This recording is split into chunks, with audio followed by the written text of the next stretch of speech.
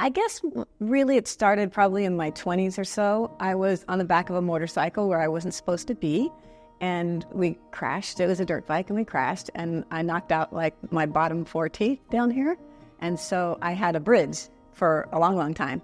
And then the teeth on both sides needed to be replaced, and so I couldn't get a bridge that big. So that's sort of what started it.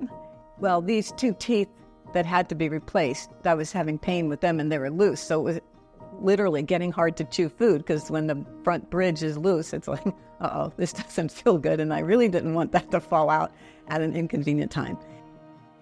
I did a lot of research online. I called probably about 3 or 4 places that would do the procedures, and same day stood out far and above the others. Number one, it was the way that they either returned my call. If the person wasn't there that could answer it, when they returned my call, they answered as many questions. I came in for a consult with Dr. Clark and went through everything, and he broke it down, told me all the different ideas of what options we could go through and what his recommendations would be.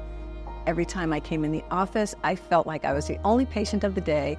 It was just always a really good feeling and a very welcoming feeling. And I always felt like they always wanted to make sure that everything was going perfect. Like it was the perfect x-rays. Every procedure was perfect.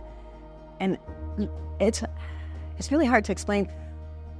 When Dr. Ash and Dr. Clark would look at the work that they had done, they took so much attention to the detail. It was like microscopic. They're looking at it, and it was just like the littlest, tiniest change that they wanted to make, or just checking for this and that.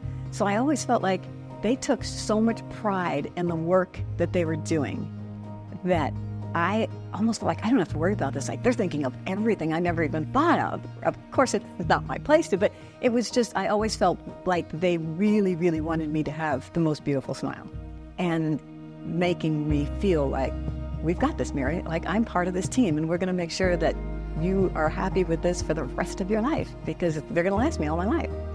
Biggest change for me, once I could start eating all my solid foods and everything again, like being able to bite into corn on the cob was something I hadn't done in years, right?